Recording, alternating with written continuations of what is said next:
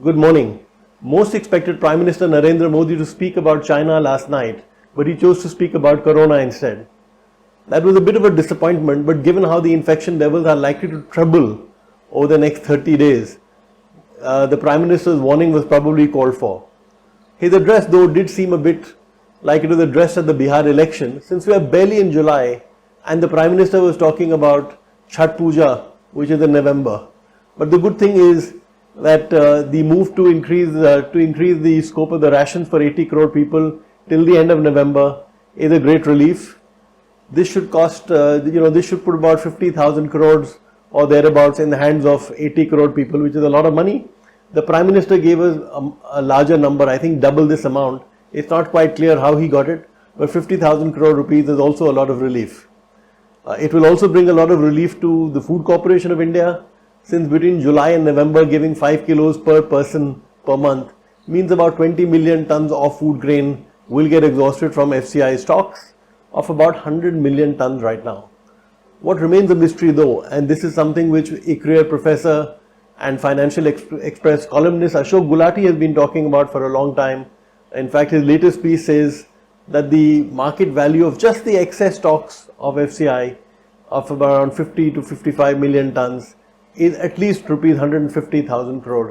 The problem that we've been seeing over the last 1 week or more of delaying Chinese imports continues to be a big one, and as we've reported in Financial Express, there's a little bit of relief, but that's only for a handful of producers there. So there are people like Apple or Samsung or some pharmaceutical firms are finding their import shipments getting cleared faster. And there is a stony silence from the Commerce Ministry, from other ministries in the government on what exactly is happening here. Frankly, that makes little sense because a lot of Indian firms and jobs are at stake. Indeed, as we've argued in our lead editorial today, the move to ban 59 popular Chinese apps is probably a much more effective way to send a message across to the Chinese government than either banning their imports or delaying them or raising import duties. In fact, we've got a nice graphic on page 1 which shows just how important India is to the Chinese app market. ByteDance, to give you one example, owns popular apps like TikTok and Hello, and ByteDance itself is estimated to be worth around 110 or so billion dollars. Now 30% of TikTok's traffic, or not traffic, but 30% of the users of TikTok come from India, and that's almost 100% in the case of Hello. Now I know there are lots of stories in newspapers which basically argue that the India revenues of some of these companies are a lot smaller than the share of Indian users. Now that's obviously true because India is a much poorer country, but let's keep in mind that one, valuations are based on the number of users. That's one very big metric as far as valuation is concerned.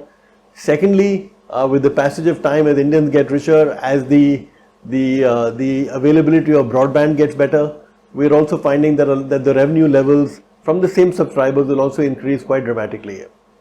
Of course, an important point that we make, an important caveat that we make in the editorial is that that while the move to ban the apps was a well thought one, because it will hurt the Chinese more than it will hurt Indian users, but you've got to make sure that this is very well calibrated. This cannot be allowed to get out of hand.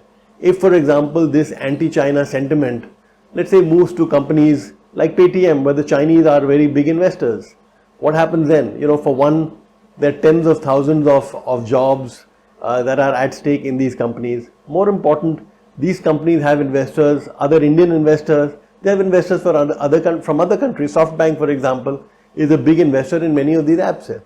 So if, for example, you send out the message that we're going to target companies where the Chinese have investments, you're sending out a message that any investment in India is a risky proposition, and that's not a message that you want to send out right now. There's some level of skepticism as to whether Indian apps can actually come and take the place of Chinese apps. Now some of this skepticism is probably justified because in the past Indian products have not done very well. But I think in the case of apps, it's a good idea to, apart from Aadhaar, to look at Indian apps like you look at UPI, look at DigiLocker, you look at the entire Aadhaar stack for that matter, and it becomes pretty clear that the Indian apps has a very, very good chance on this. The last word on this, of course, has to belong to Amul. If you just look at his latest ad right now on your screen. Amul always manages to get it absolutely right.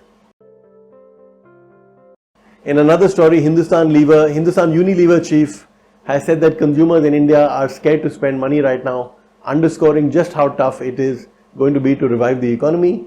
That's also why, as we've said in the past, in fact, yesterday our editorial supported Rajiv Bajaj of Bajaj Auto against some politicians who wanted him to shut down his company because of the rising infections and deaths. The point that we made was that in case there's a lockdown, the government of India just simply doesn't have the money to be able to compensate people who lose their jobs.